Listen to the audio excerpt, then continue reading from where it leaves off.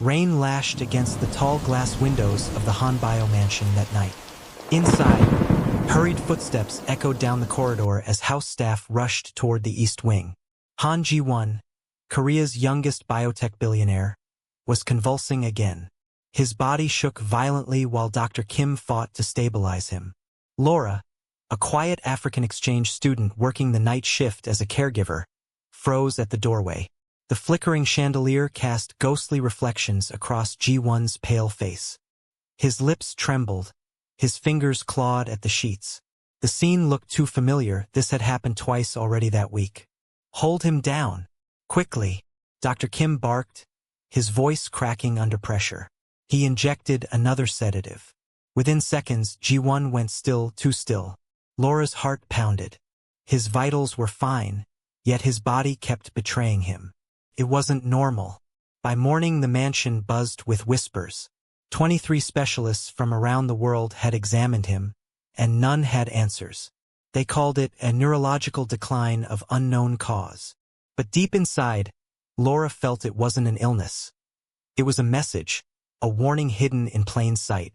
She wasn't supposed to speak unless spoken to.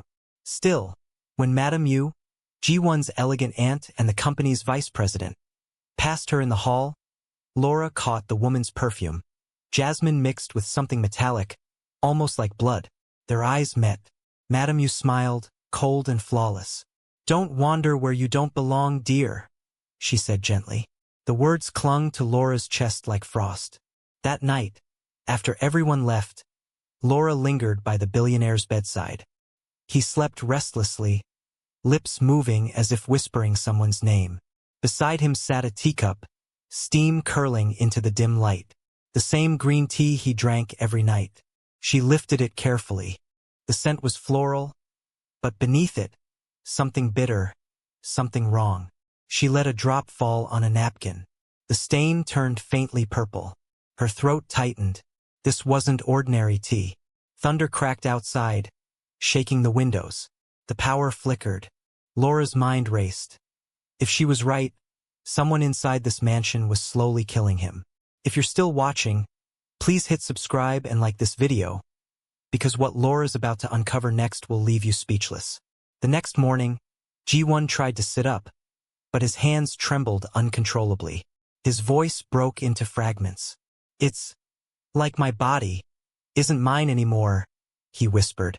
Dr. Kim pressed a comforting hand on his shoulder. "We're doing everything we can, sir." Laura stood silently nearby, holding the breakfast tray. "Doctor," she said softly, "could it be something he takes every day?" He looked at her, puzzled. "You mean contamination?" "No. Every meal here is controlled. Every meal except the tea. Only Madam Yu handled that." That evening, Yu entered the room again, carrying the silver tray. Her heels clicked against the marble floor, precise, rhythmic. She smiled warmly at Ji-won. "Your favorite blend, my dear nephew. It will calm your nerves."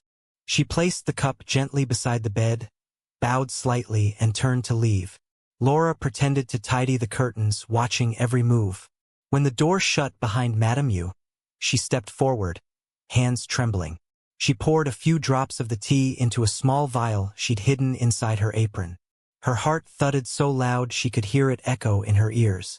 Then footsteps. The door creaked open. Madame Yu stood there, her shadow stretching across the floor. Her voice was soft, sweet, dangerous. "Still working, dear?" Laura swallowed hard. "Yes, ma'am. Just cleaning." Yu's gaze slid to the teacup, half empty now. A flicker of irritation crossed her perfect face. Then she smiled again. "Good," she whispered. "Keep it that way."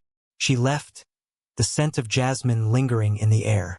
Laura leaned against the wall, shaking. The vial burned cold in her pocket. Outside, the rain had stopped, but thunder still rolled in the distance. She didn't know it yet, but that single cup of tea would decide who lived and who didn't. To be continued. The mansion felt different the next day. Quiet, too quiet. Every sound, the ticking clock, the distant footsteps, seemed amplified. Laura moved through the hallways like a shadow, clutching the small vial hidden deep inside her pocket. Her mind replayed Madame Yu's smile again and again. That wasn't a woman who cared. That was someone who hid something. She waited until noon, when most of the staff took their break, then slipped into the small laboratory connected to the West Wing. It was mostly used for G1 supplements and medical monitoring. She locked the door behind her and exhaled. Her palms were damp. The vial glimmered under the fluorescent light. She opened an old chemistry testing kit she'd seen the house nurses use for nutrition samples.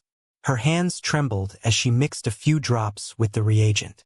The liquid shifted from clear to cloudy white, then slowly to violet. Her chest tightened. Aconite.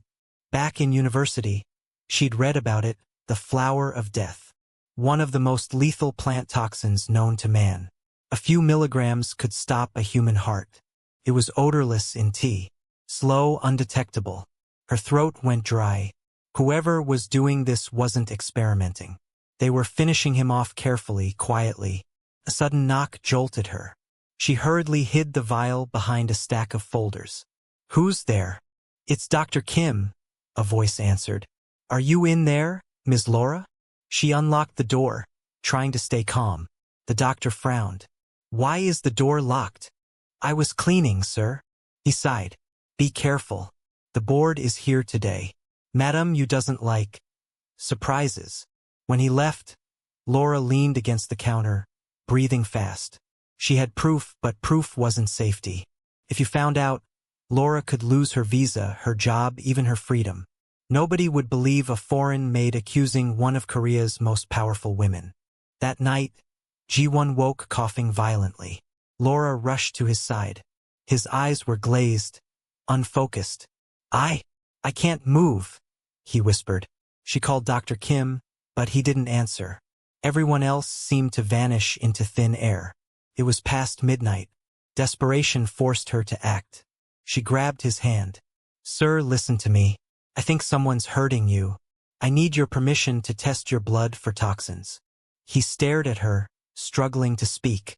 "You're different," he murmured. "You believe what others ignore." Laura's heart clenched. "Please trust me." She drew a small sample using the emergency kit on the wall, whispering prayers under her breath. When she finished, she hid the syringe in her apron and whispered, "Hold on. Just hold on." Moments later, the door opened. Madame Yu stood there, dressed in black silk. Her eyes flicked between Laura and the motionless Ji-won. "How touching," she said softly. "But it's late, isn't it? You should rest." "I was just finishing up," Laura replied, her voice steady but low. You stepped closer, eyes sharp as glass. "You care too much for someone who barely knows your name." "I'm paid to care," Laura said quickly.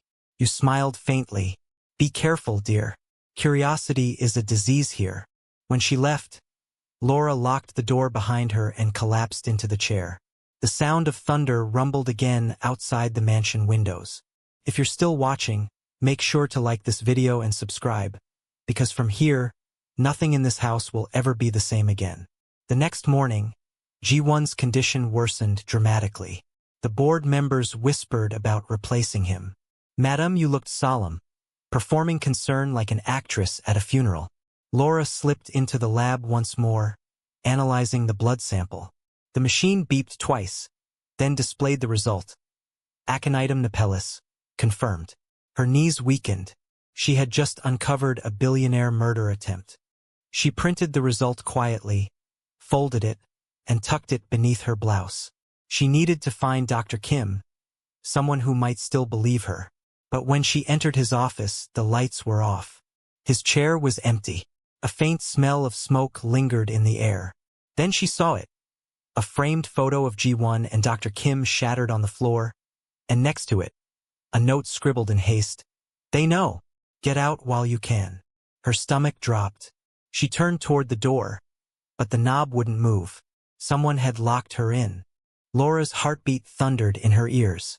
She jiggled the door handle again. Locked.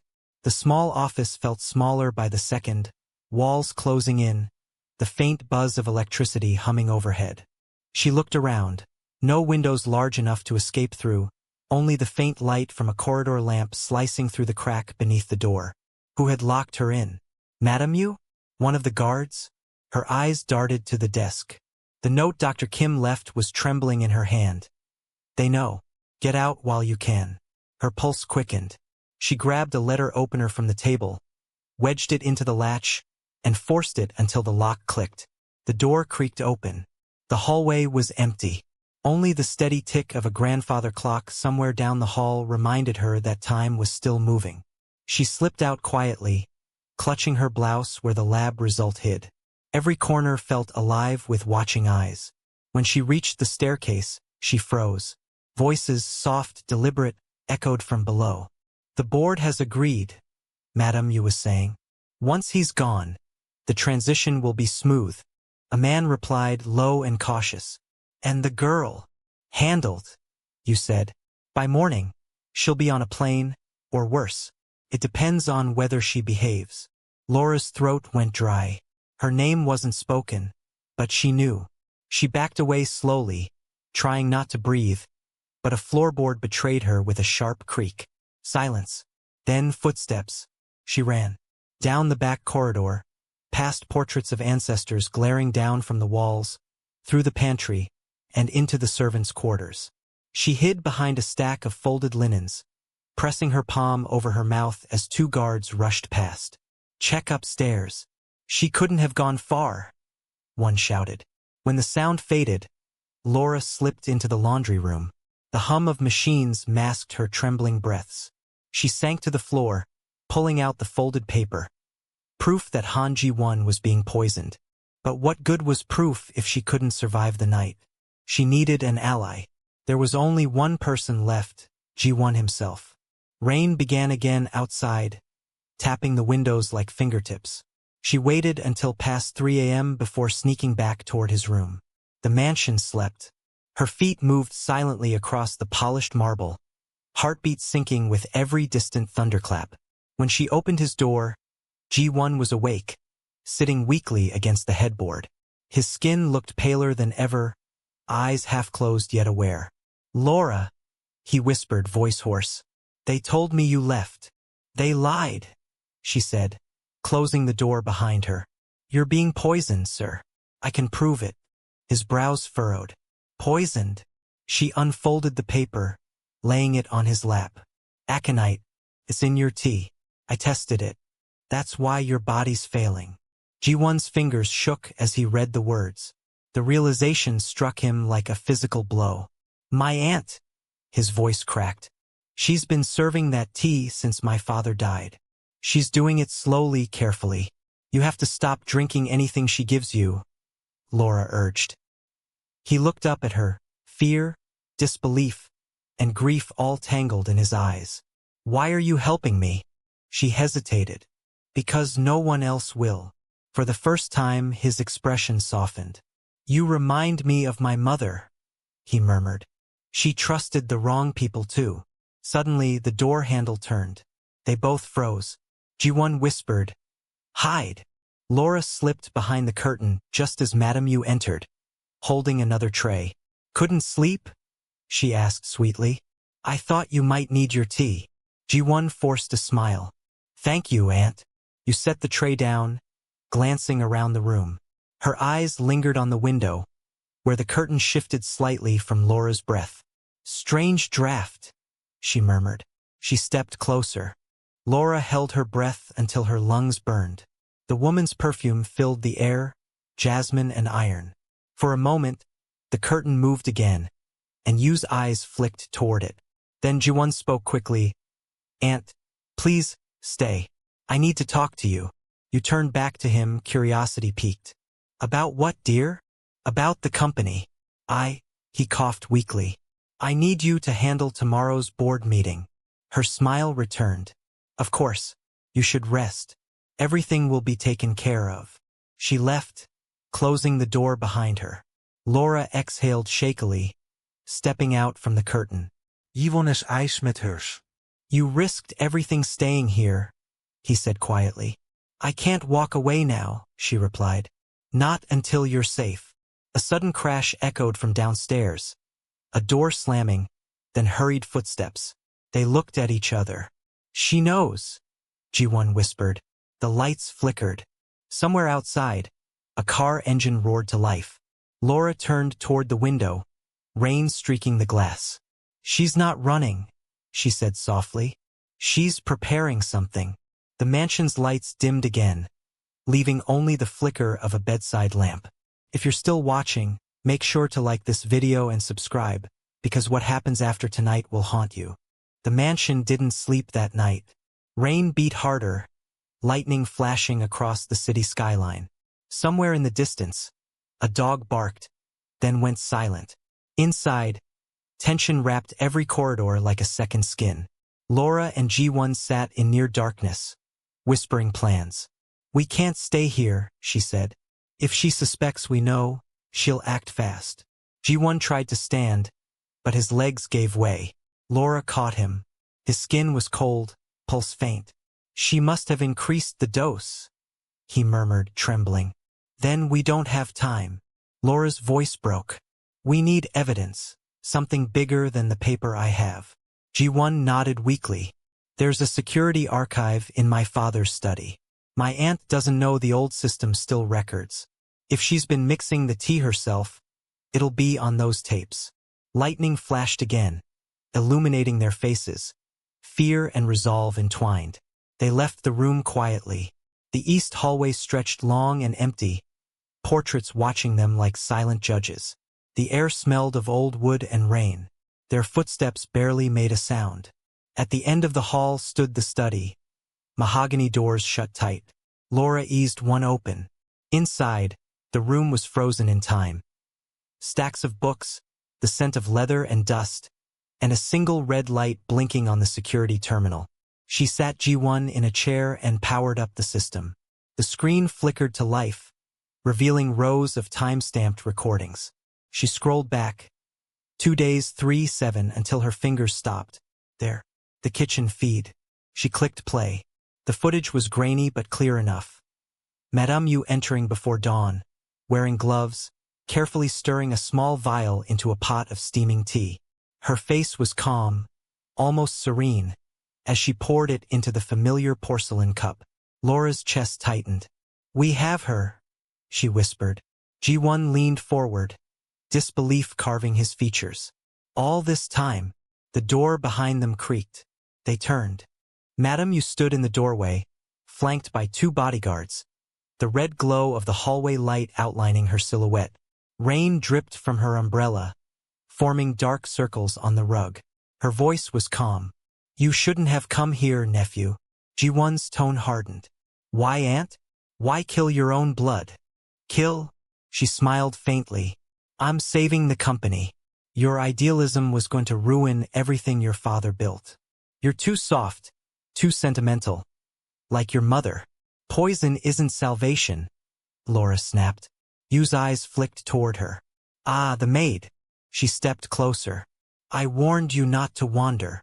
One of the guards moved forward, grabbing Laura by the arm. G1 struggled to stand. "Let her go," the older woman sighed.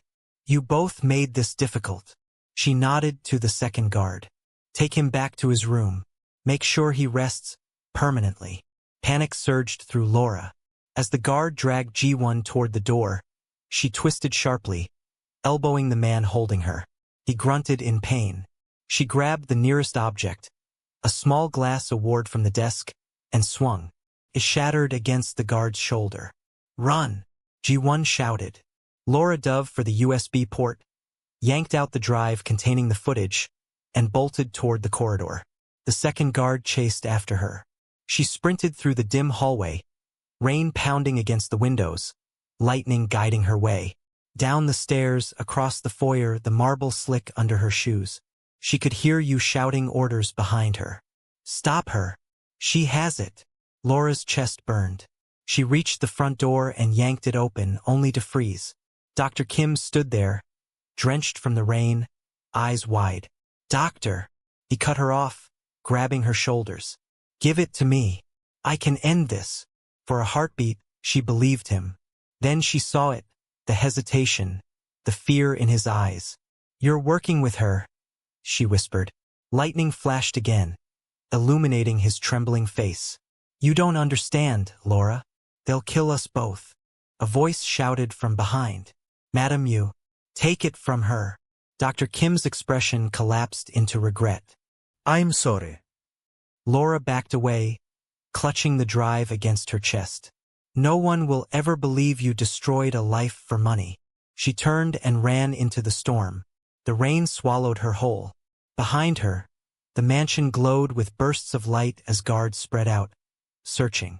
She stumbled down the driveway, every breath a battle, shoes sinking into mud. In the distance, headlights approached, a black car speeding straight toward her. She froze, shielding her eyes. The car screeched to a halt inches away. The window rolled down. Ji-won was inside, barely conscious, his voice weak but urgent. Get in. She jumped in. Tires screeched as the car tore down the hill. Rain slammed the windshield. Ji-won clutched his chest. You have it.